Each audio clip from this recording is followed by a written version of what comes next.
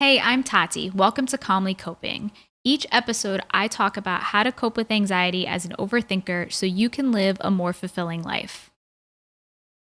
This is episode number 10, How to Stop Procrastinating Right Now. Getting started is the hardest part. In this episode, I'm talking all about procrastination. Why does it happen and what can you do about it? It's so easy to tell yourself that you'll get to it later, after you check your email, after you check social media, after you just check something quick on YouTube to see what's up. You'll have more motivation after you take a break. Maybe you'll just have a quick snack. And so on and so on and so on. I know because this is literally what I go through whenever I'm procrastinating. And that often happens when I don't have the motivation to start a task. So the problem is that getting started is the hardest part. Because once you start, it's usually easier to continue. So do you struggle with knowing how to stop procrastinating? Do you find yourself leaving things to the last minute, resulting in more stress, a buildup of anxiety, and frustration within yourself? Procrastination is a habit that many people experience.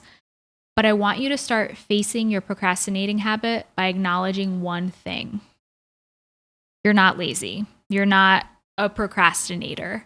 This is a habit you can change, and I'm going to help you understand why you procrastinate and how you can stop procrastinating right now. Thank you so much for tuning in. Today, you're going to learn the top 3 reasons why you procrastinate, my top 4 tips to stop procrastinating right now, and how your fear increases your procrastination, along with an action plan to help you stop procrastinating now. So here's why you procrastinate. There's something to be gained from procrastination. Short-term pleasure is often quicker and easier than the long-term success of completing a task or working towards a goal. So that brings me to our first reason of why you procrastinate, the difference between feeling good now and feeling good later. So it feels good to kick back and watch your favorite show on Netflix or check out what your friends are doing on social media. It doesn't always feel good to pay the bills, do the dishes, do your accounting, or do that paper that you've been putting off.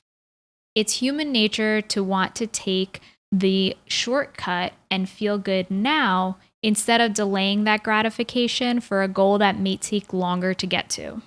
So what is delayed gratification? It's the act of resisting an impulse to take an immediately available reward in the hope of obtaining a more valued reward in the future. So this is procrastination in a nutshell, taking the easy route of what you would rather be doing instead of doing the work of what might be difficult or unsatisfying at first, but will ultimately lead to a positive outcome or reward.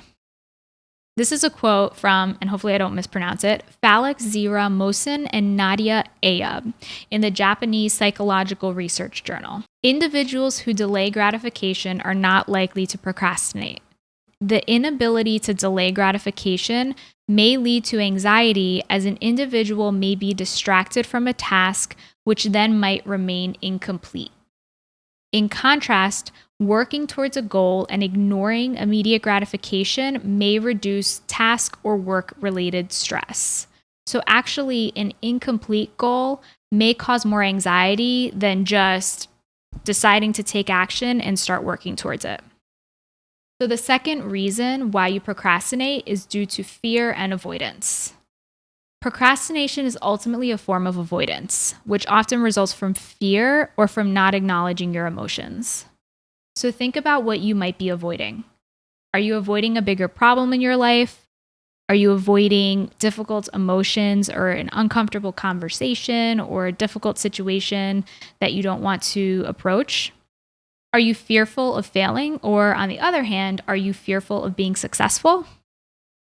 Stress is often a trigger for procrastination, and the short-term reward of doing something you enjoy is a form of stress relief. But the ultimate problem is the avoidance, not the task itself. For example, you might put off studying for a test due to the fear that you'll do poorly. So you spend time with friends and family, you watch Netflix, work extra hours, anything you can do to avoid studying. Then, when it's down to the wire, you finally cram, but you end up doing not so well on the test. Because you spent so much time avoiding it and finding other things to do with your time, you can blame the fact that you didn't have the time or that you didn't study enough instead of blaming what you actually fear, that you aren't smart enough to do well on the test. Some of the biggest underlying fears that result in procrastination are the fear of failure, the fear of being judged, and the fear of not being good enough. The third reason why you might procrastinate is putting too much or too little pressure on yourself.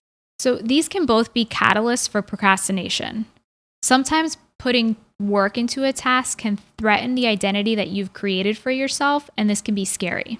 If you're currently working full-time at an office job and considering creating an online business, this can put pressure on you and also threaten your identity that you have as a full-time working corporate professional. As a result, this can make you fearful of trying something new, potentially failing, and thinking about how others will view you, which are all things that can trigger procrastination as a result of putting that pressure on yourself to be extremely successful when it comes to your side business. Sometimes putting your expectations too high and thinking too positively can actually backfire.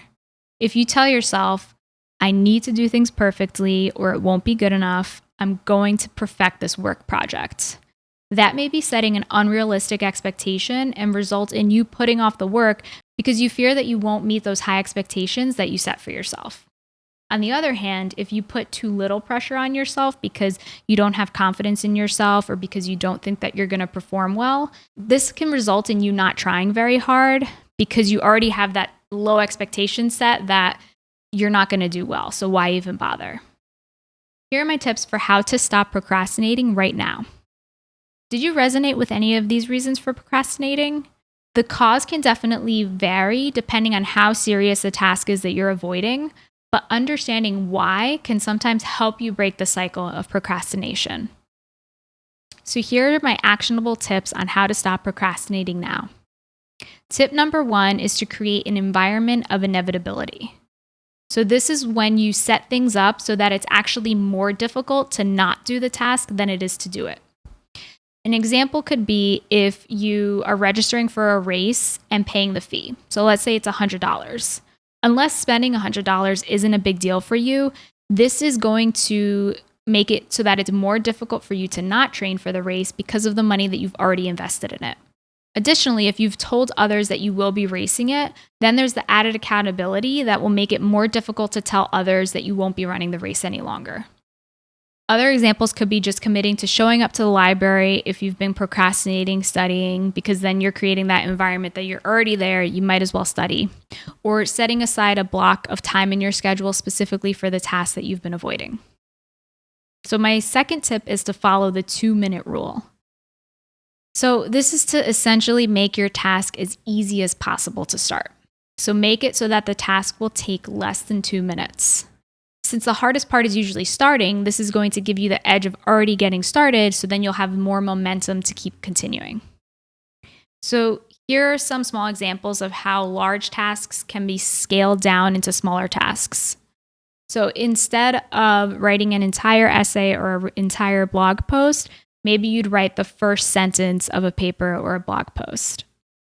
Instead of folding an entire load of laundry, just fold one piece of laundry. Instead of telling yourself that you're going to read for 30 minutes before bed each night, just tell yourself that you're going to read 1 page before bed each night. Another good example is, let's say you have a goal of doing 10 minutes of meditation daily that you're not sticking to. Make it so that your goal is just doing 1 minute of meditation. And let's say if you have a goal of going to the gym every day, just making the goal of putting on your workout clothes every day. Because having your workout clothes on, it's going to make it easier to get started in working out. So you get the picture. When you scale down a task, psychologically, it becomes less daunting, harder to avoid, and easier to accomplish. So my third tip is to write down your goals and set deadlines. So according to a goal-setting study by Dr. Gail Matthews at the Dominican University in California, you're 42% more likely to achieve your goals just by writing them down. When you write down what your goals are, this forces you to get clear on what you want and can motivate you to get started. So you can take it a step further by setting specific deadlines on a calendar and using a reminder on your phone or whatever task planning strategy that you use. So for example, if you have a team presentation that's due in a week, you can break it down into smaller steps and set sub deadlines for each of those tasks. So you might say that, your deadline is 7 days from now. So you're going to complete the outline in 2 days from now. You're going to finish researching in 3 days from now. You're going to complete the slideshow in 5 days from now. And you're going to practice the presentation in 6 days from now. So this helps you to make things less overwhelming, which can make it seem easier to accomplish each task individually so that you're less likely to procrastinate. So my fourth tip, and one that can be really important, is to let go of the outcome. Whether you put too much pressure on yourself or too little, or you're overly concerned about what others are going to think, let it all go. As long as you're trying your best, that's all you can do. The more you get bogged down in thinking, is this good enough? What are they going to think? What if I fail? The easier it is to put things off.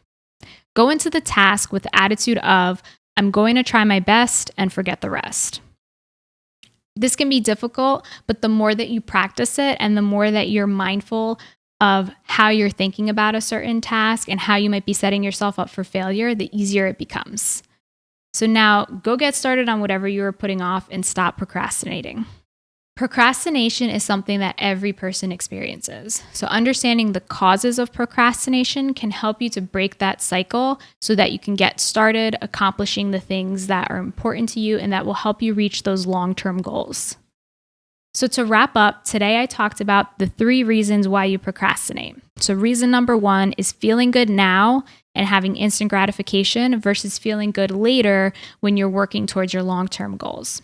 Reason number 2 is fear and avoidance. So this could be maybe that you fear failure, judgment from others, or not being good enough, or you're avoiding difficult emotions or situations.